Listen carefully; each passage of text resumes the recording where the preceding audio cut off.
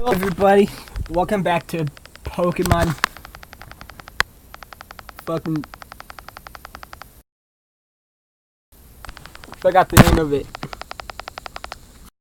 for a minute. Now in the last video I said that unlike most creepypastas I've seen or read, this is actually a pretty good one. It's got spelling grammar errors, but it's not a bad story. I like it, honestly. Yeah, part 1 will be in the description below. Tell me a creepypasta you guys want me to read and I'll read it.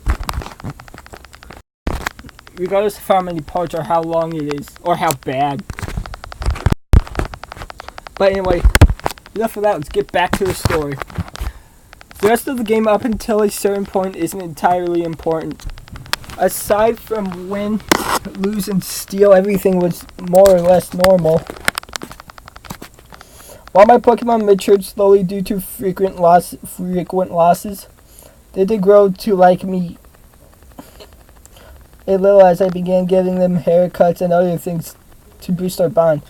Last I checked, the person who rated their happiness, one of the very few people who spoke to me normal, said, "It's quite cute." I think it makes me think that this isn't disturbing me at all and that I should just accept the fact that it is simply a hack made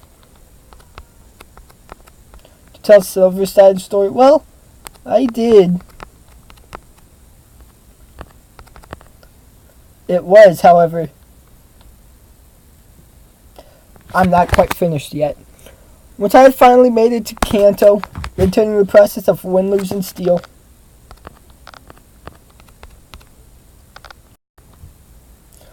I ventured into Viridian City. The second I stopped fighting the city, the music cut off. I thought for certain this was a glitch in the program, that I was now to walk through a soundless game. As I stood there for a second, though, a very faint noise picked up and faded away. I was now sure that the music had messed up.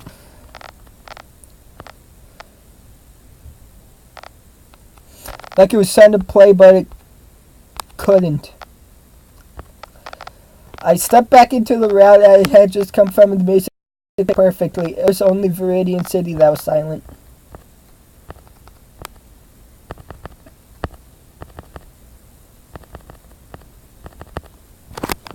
I was now curious, so I stepped back into the silent town and began to explore.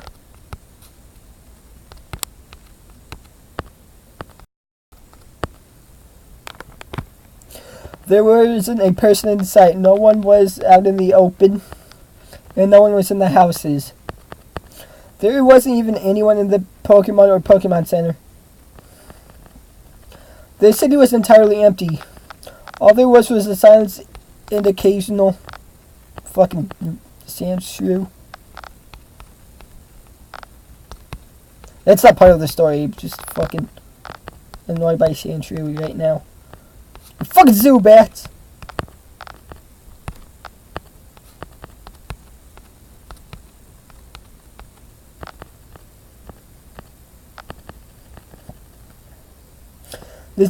All there was the silence of the occasional soft noise, which I still hadn't identified. As I walked towards the gym, the sound grew a little louder.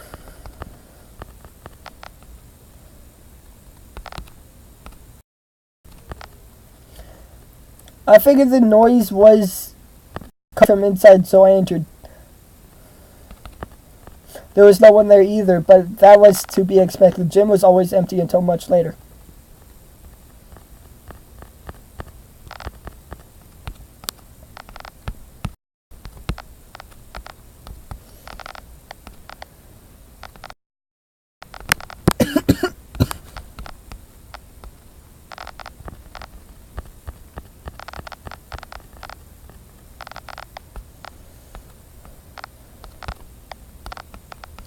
Sheesh.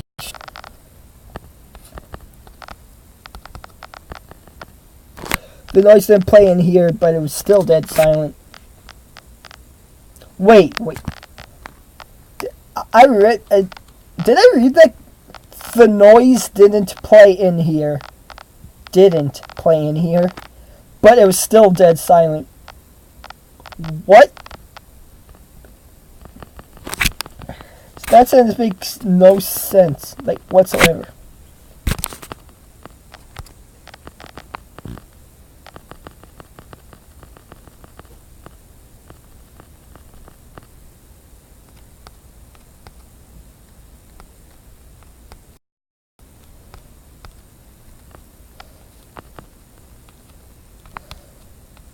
Like, no sense, because, well, whatever, let's just continue on with the story.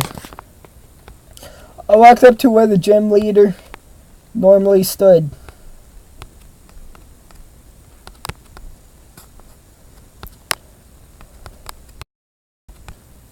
Of course, you fucking did. The point.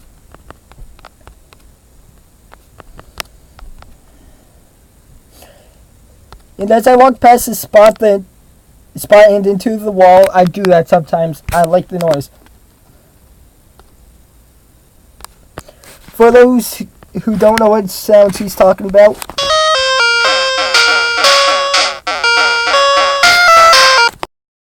noise. I was transported to another room.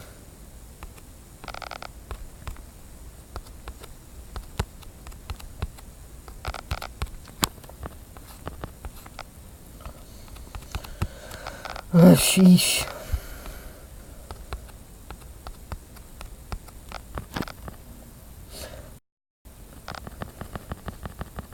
The wall had hidden a set of stairs. Don't you mean the wall had a hidden set of stairs instead of hidden a set of stairs?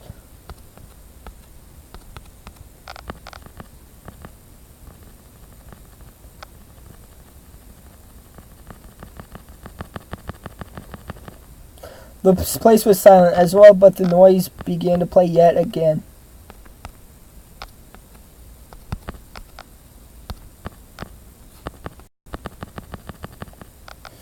It was much louder this time. A bunch of fuck.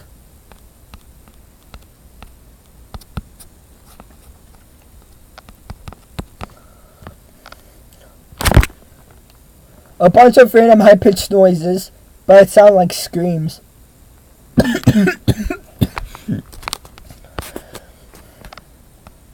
By this time,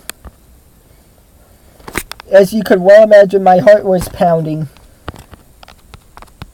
Gee, I never would have guessed.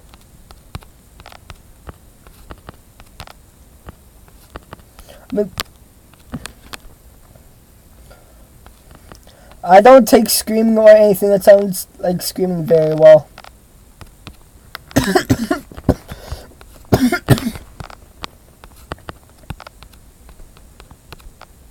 I don't think anybody does.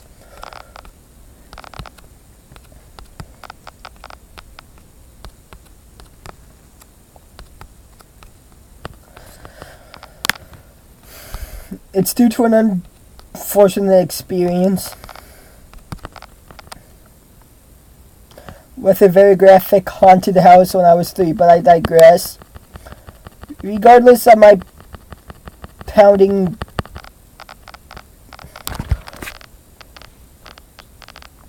heart and my shaking hands, I explored the room. It was tinted in a muted red, much like everything was in Pokémon Red.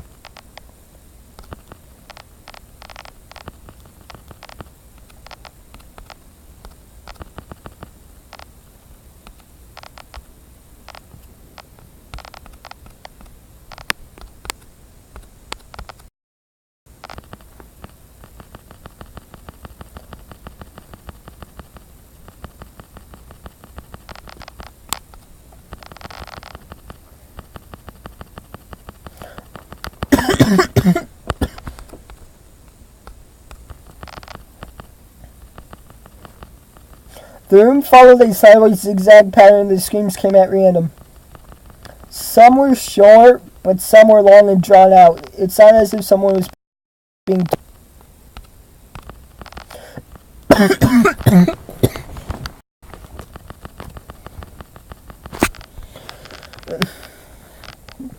As I continued down the zigzagging hallways, I came across several disturbing images.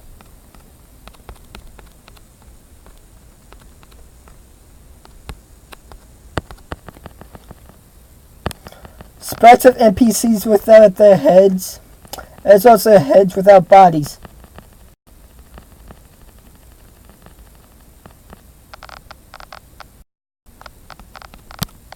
Yeah, that is pretty fucking disturbing. Oh no! Anytime I tried to examine either of these, Silver would simply apply, say, "Don't look."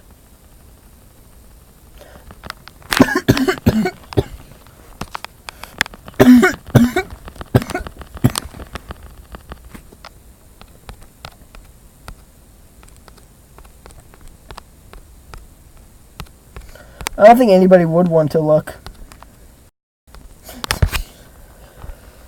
The bodies and heads became more frequent, clogging up the hallways and leaving only a small path for me to follow.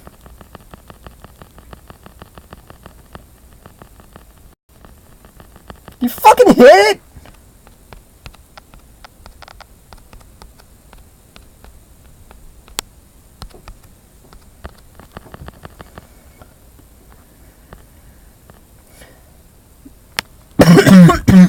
The screaming was becoming more frequent as well.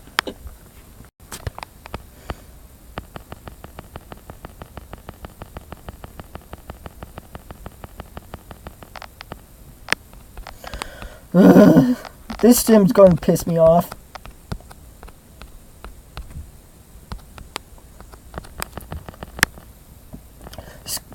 The screen began to flicker as I walked, just like it would if one of my Pokemon was poisoned.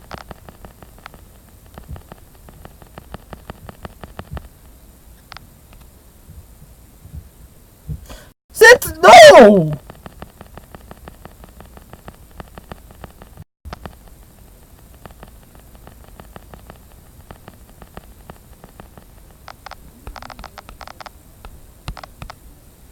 Why did I get rid of Tackle? You should fucking pay attention to this. I was certain none of them were. However, just in case, I opened my party menu to check. Pokemon were afflicted with poison, but their health had started to lower. In an attempt to fix this, I packed a super potion on my bag and tried to use it on my Feraligatr. A dialogue box popped up and said it won't have any effect.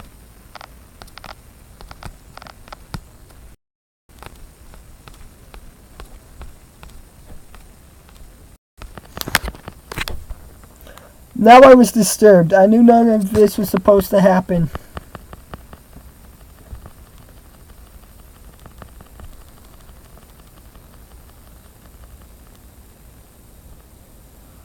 Oh, hi, Nia.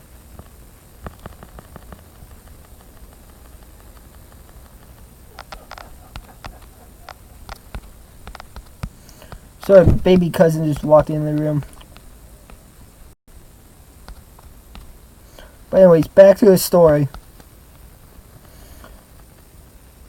I knew none of this was supposed to happen. Regardless, I continued on, hoping that if they all fainted from this, I'd be taken back to a Pokemon Center and things would return to normal. It was stupid of me to assume that.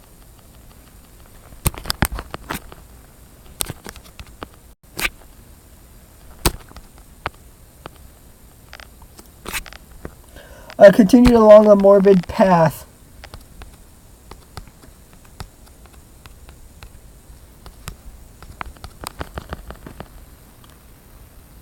The screen flicking in and out, I began to notice that Silver himself was beginning to move a little slower as well. I don't know what, but something was draining my Pokemon's energy as well as my own. Finally, Silver stopped as the dialogue popped up telling me that all my Pokemon had fainted, but it didn't say what I had hoped. It said, in all caps, mind you, all dead.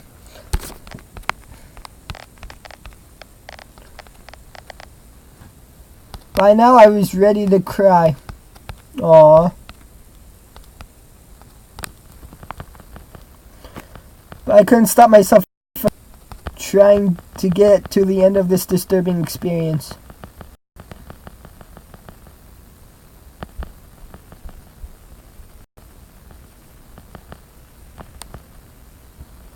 If I didn't do this now, I'd just be tempted to try it again some other time. Finally, I reached the center room. The screen was tinted a deep red now.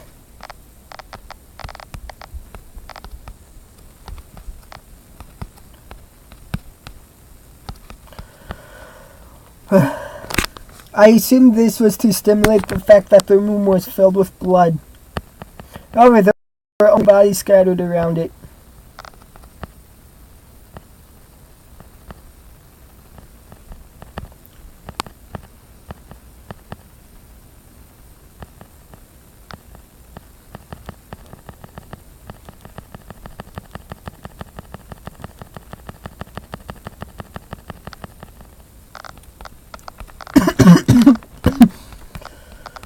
Shit.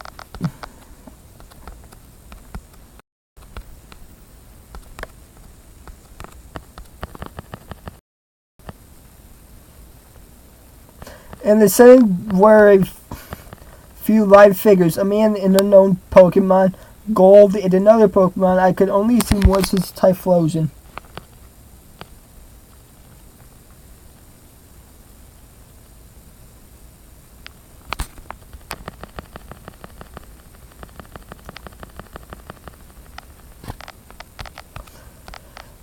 Really? I thought it was Chikorita.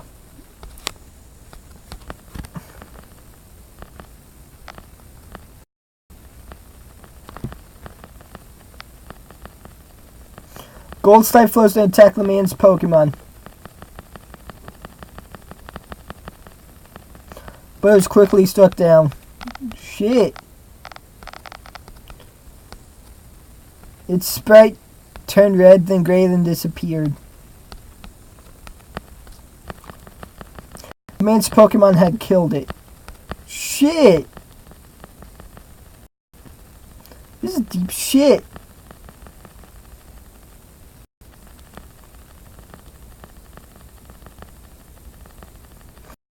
Yeah, this is deep shit.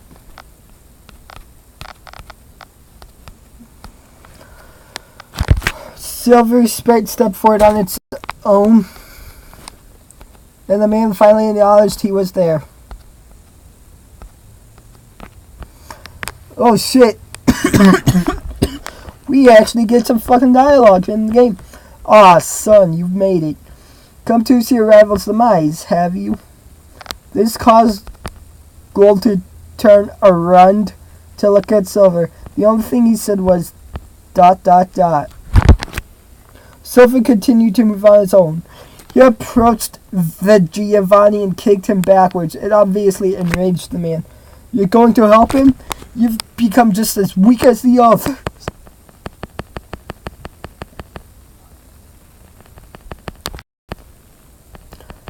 If he seems worth saving to you, perhaps I should show you that there's no sense in getting attached. Mewtwo, take care of him. Wait, how the fuck does Giovanni have Mewtwo when Red's already got fucking all 151?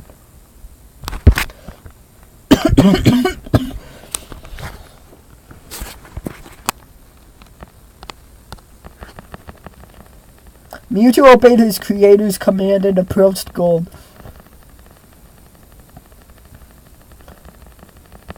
I'm still uncertain of what it actually did, but it struck Gold, causing his scream much louder than before as the pride of Silver's rival lost its head and faded to deep red and then gray.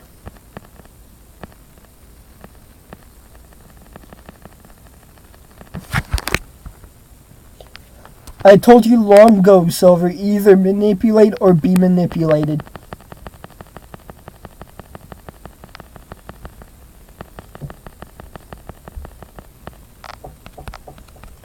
Fuck, this dialogue is amazing.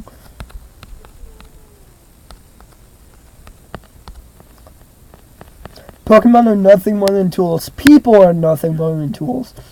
After they've served your purpose, they're no longer useful. Mewtwo? Kill him! The Mewtwo didn't obey this time. Giovanni's words must have angered it. It turned to him and actually spoke. You're no longer useful.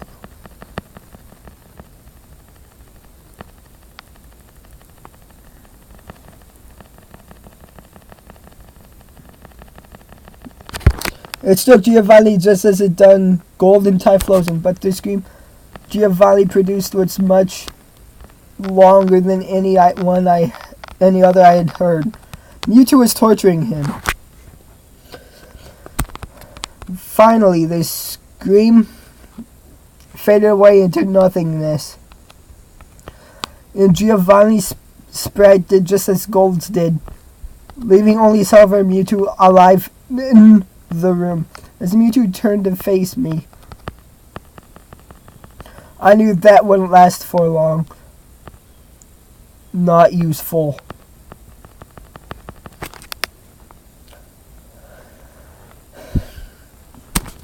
It struck me, initiating a battle in which I was totally unable to participate. My sprite was in the place of any Pokemon. My health had dwindled past the halfway point, but I knew it didn't matter either way. I chose to run, but I couldn't.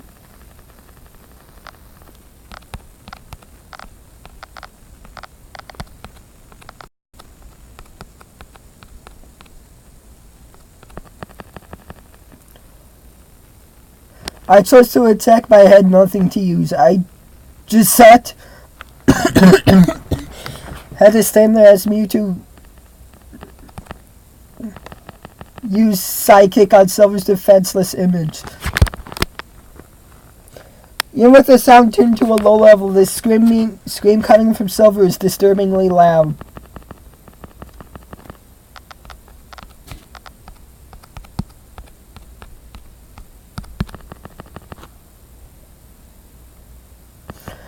Even Bell's scream faded away. The scream lingered until Silver's sprite eventually turned from red to gray, which I now assume symbolizes the coldness of death.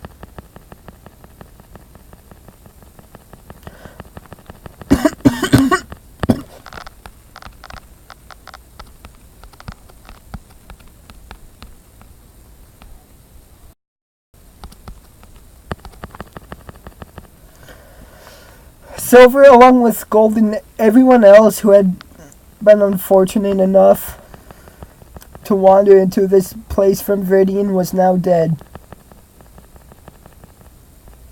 The screen faded to black, all except for Mewtwo's sprite,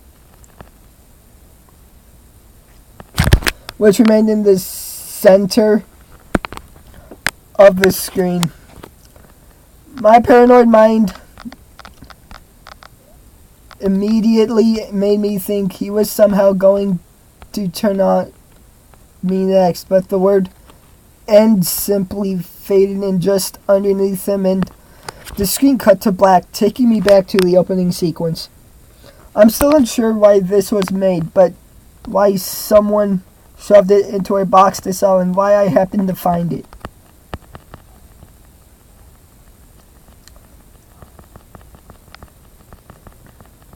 I can assure you, I'm swearing off all randomly found games too. Either it's new or I'll never risk touching it again.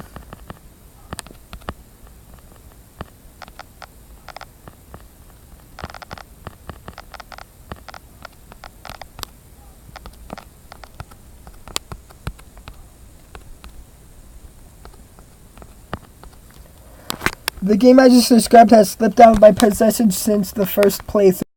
I have no idea where it is, but I hope it's rotting in a dump somewhere.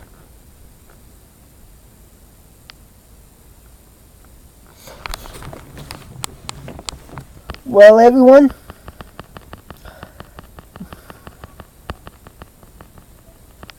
that's the story of Tarnished Gold.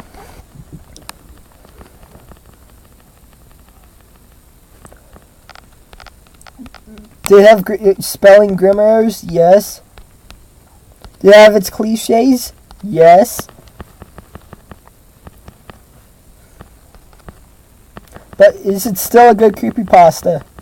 Yes, and I recommend reading it yourself, if you haven't already. It's a really good creepypasta.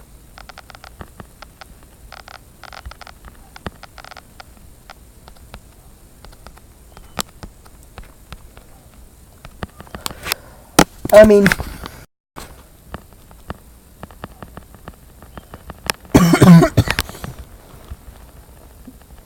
the cliches kind of killed it, but a little bit. But it was still a great story overall.